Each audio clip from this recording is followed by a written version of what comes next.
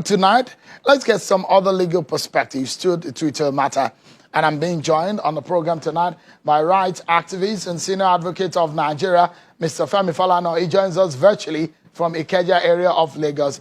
It's good to see you, Mr. FALANA, and thank you so much for creating time to talk to us right here on Channels Television. Let's begin the conversation. And first and foremost is the plans by the federal government to meet with Twitter.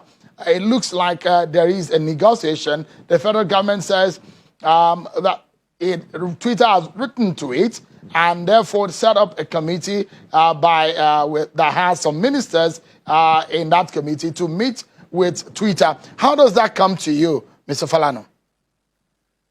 Well, I think it's a good development, but in many instances we put the cart before the horse. I thought this should have been done if the government had protested to Twitter when it was dissatisfied with certain development. This kind of meeting would have been called much earlier, and the embarrassment and the inconvenience to which Nigerians have been subjected will have been totally avoided. So I think it's a good development that both sides are going to meet. I think it's a welcome development.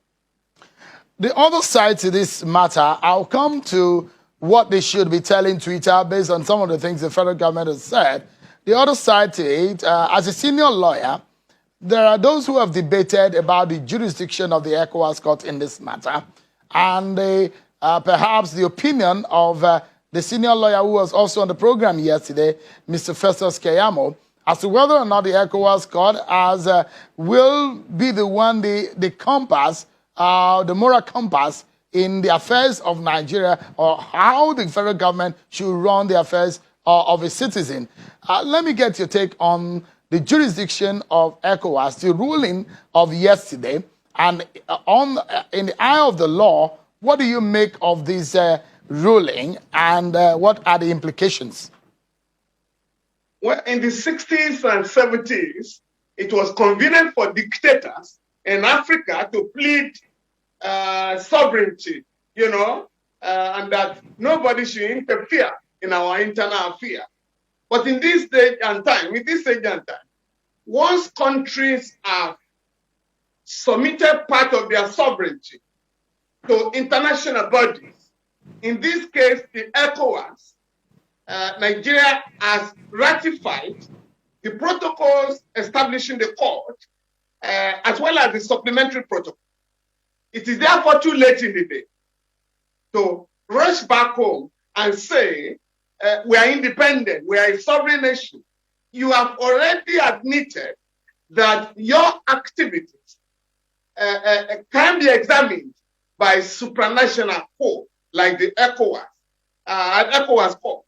And what happened in this case, as soon as the Socio-Economic Rights and Accountability Project, SERAP, filed the action before the ECOWAS court, alleging that the right to freedom of expression of Nigerians has been violated by the suspension of Twitter. The government joined issues. The government raised objections, serious objections, and anchored this objection in particular, and this was very embarrassing, on certain provisions of the penal code relating to sedition. Of course, we made it clear to the court that all the provisions of the criminal code or penal code relating to sedition were quashed, were declared, illegal and unconstitutional in 1983 in the case of Otonwanko and the state. And therefore, one would have expected lawyers in and outside government to familiarize themselves with the current position of the law. That in Nigeria today, nobody can work provisions of the law and sedition from the grave and use them to harass or intimidate Nigerians. And for the ECOWAS, and this is not the first time the ECOWAS court has intervened with respect to access to internet. In the case of Amnesty International and others, and Togo, The ECOWAS court in 2017 declared illegal, null and void, the decision of the Eyadema government, Togolese government, to ban access to internet in that country. Also, in the case of the Gambia, the ECOWAS court has had cause to annul Yahya Jammeh's anti-media laws in that country and directed the government of Barrow, to ensure that the laws of that country were amended to reflect, democracy. In the case of Nigeria, Section 24 of the Cyber Crimes Act of 2015 has been announced by the state court, and what the ECOWAS court has said this time around, yes, Mr. FALANA, we cannot go into the suspension. We cannot suspend the suspension of Twitter for now. But with respect to the fear and the threat of the Attorney General and Minister of Justice, Mr. Abubakar Malami, SAN, that violators of the suspension might be prosecuted. The court came in to say, violators, there should be no prosecution pending the determination of the suit, and that is where we are. And happily, today, after the Federal Executive Council meeting, I think the spokesperson for the president, Mr. FEMI Adesina, did announce that the order has, gone to and been submitted to the Attorney General of the Federation for legal advice. And I will not expect the Attorney General of the Federation, who is the national authority for the enforcement of the judgments of the ECOWAS court, to give any advice that will render the judgment or the ruling obligatory, So people may not like what has happened, but the choice is to go back to that court, perhaps ask for a review. But nobody can sit in his office and say, oh, we're a sovereign nation, therefore the ECOWAS court cannot interfere. After all, we went to International Court of Justice with respect to the Bakassi Peninsula. And when the ruling was given, we have no choice but to comply. And this is not the first time Nigeria has complied with decisions of the ECOWAS court. One thing that would come to mind is the argument that when a government, like a father that is the head of a home, discovers something that is inimical to the security of his home or his country and takes action in that respect, and that's where the conversation around national interest, issues of national security overriding individual rights or rights of an average citizen. And so when people say, well, not everything that goes on Twitter or social media platforms are healthy, or there's some things that are going on those platforms that are dangerous to the security of the country. So in that sense, when the federal government makes a pronouncement such as a suspension of Twitter, is it law in the eye of our constitution or in the eye of the body of our laws guiding operations of our country? Well, it is very important for the government, and indeed all Nigerians, to appreciate that we are operating under the rule of law. And that implies that if you are going to violate, if you are going to breach or infringe on the fundamental rights of Nigerians, embodied in Chapter 4 of the Constitution, as well as the African Charter on Human and People's Rights, you must pursue, you must take any action under a law, under the procedure permitted by law.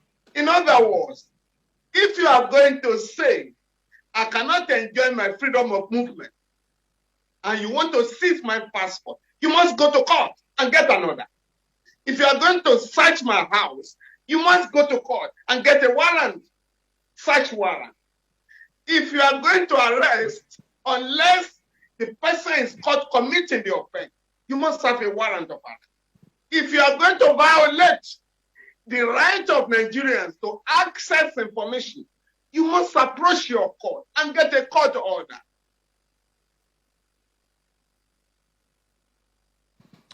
Apologies there because of the frozen frame and the glitch in the network. And of course, Mr. Femi Falana is trying to react to some of those Now, issues. somebody has threatened the security of Nigeria.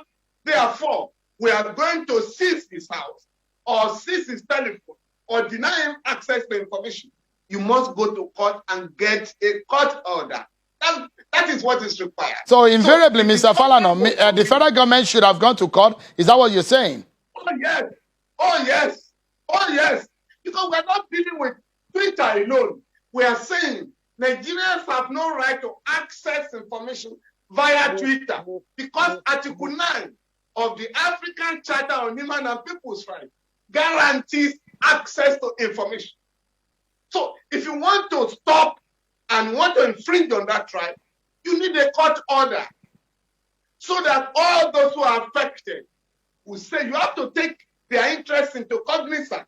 That I'm not just dealing with this Twitter, but I'm dealing with millions of subscribers, about 40 million of them. So, I mean, one of the things Mr. Lai Mohammed said yesterday when he was facing lawmakers, he said the reason for the suspension of Twitter was because it allowed activities on its platform which, according to him, promoted the destabilization of Nigeria, especially separatist groups. He made specific reference to the use of social media during the EndSARS protest.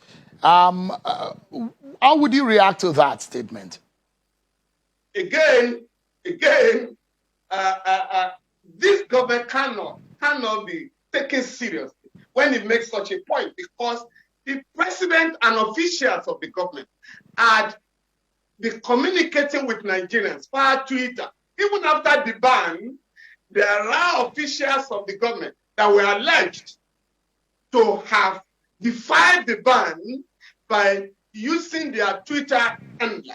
So I am therefore going to submit with profound respect to the minister that no official of the government has the power to decide in itself that an organization has destabilized Nigeria. And therefore, I am the accuser, I am the judge, I am the witness, I'm the prosecutor, and I hereby find the organization guilty.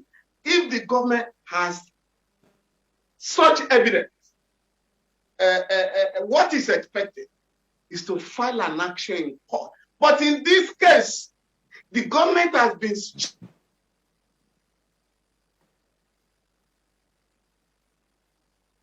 Yet again, there's another obstruction there because of the network glitch. Okay, Mr. Falana is back. Yeah. The first reason I used for the suspension was that the president's tweet was deleted. That was the first reason. It was much later. I think the government was embarrassed that, we'll be shifting the goalpost. We were now told, oh, because Twitter had not deleted the tweets of the IPOB leader, Mr. Nnamdi Kanu, oh, Twitter is partial. Okay, that was over. The government now said Twitter had been found to have violated certain laws in Nigeria, has breached national security. The latest one now is that Twitter should be held vicariously liable for the EndSARS protests. Meanwhile, we know that those who protested last year were fighting against police brutality. The government, Mr. President, said, we have heard you loud and clear, and we are tending to your demands. The government claimed through the same Minister of Information and Culture that the government has met the demands of the EndSARS protesters. At what time now did the government decide to hold Twitter vicariously liable for the activities of the EndSARS movement or for the killings that took place, killings that are being investigated? The same minister had said nobody was killed in Lekki last year. So far, evidence has been laid that people were killed at the Lekki toll gate, among other places. So I think we must be very consistent. The government must learn to allow people to take it very seriously. And you can only do that if you are consistent and you follow the rule of law. The government will not be embarrassed. Let me, since the federal government says they're going to sit at the table with Twitter, what do you suppose that the federal government should be telling Twitter?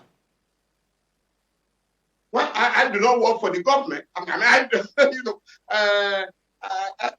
want to believe that both sides, will have to engage in frank discussions. If the government had its own fear or certain reservation, that will provide an opportunity to engage, and let the Twitter, owner appreciate the position of the government. And I think there should be some meeting point, but we just have to appreciate that the rights of Nigerians are involved. There are young people in their thousands, if not millions, who earn their living, by taking advantage of Twitter, and the government itself. We're not being told there are other fora. If Nigerians accept that story, what stops the government from banning Facebook tomorrow? Or Instagram, or any of them?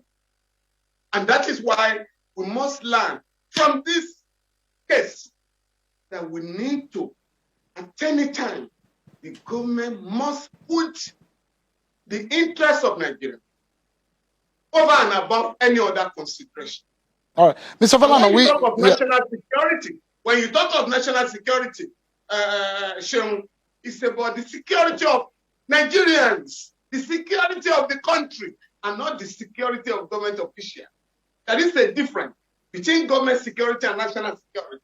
But most of the time, governments in this part of the world hardly draws the dichotomy between the security of government officials and the security of the nation. We're out of time, but if you may, Mr. Falana, maybe in 30 seconds, if you can help us, the consideration for the amendment of the Nigerian Press Council Act and the National Broadcasting Commission Act has raised eyebrow, and there are allegations of high-handedness, and for those who think that the government is not being truthful, and the presidency has reacted that the presidency is not involved. What's your view on the amendment process? No, I think since the presidency has cleared the air this afternoon, that it's not involved in the whole exercise, I think the sponsors will have to go back to the drawing table and perhaps do the needful by withdrawing the proposed amendment and then engage. Again, we must learn to respect Nigerians. You must engage all stakeholders, particularly the members of the NUJ, the Guild of Editors, MPAN, and others, so that we can have a common position to protect the interests of Nigerians. But once these are simply rushed to the National Assembly without consultation, you have this kind of embarrassment. And I'm going to advise the sponsor that the timing is very bad. They should have waited and allow the crisis with Twitter to be resolved before rushing bills to the National Assembly. All right. And again, my last advice is that the sponsor should attempt to familiarize themselves with the state of the law on freedom of expression in Nigeria, in West Africa and Africa, so that we do not embarrass ourselves any further. I must sincerely thank you so much tonight, Mr. Falana, for your insight and some of the legal perspectives you put into the matters discussed tonight. Thank you so much indeed for your time. Thank you very much. My pleasure.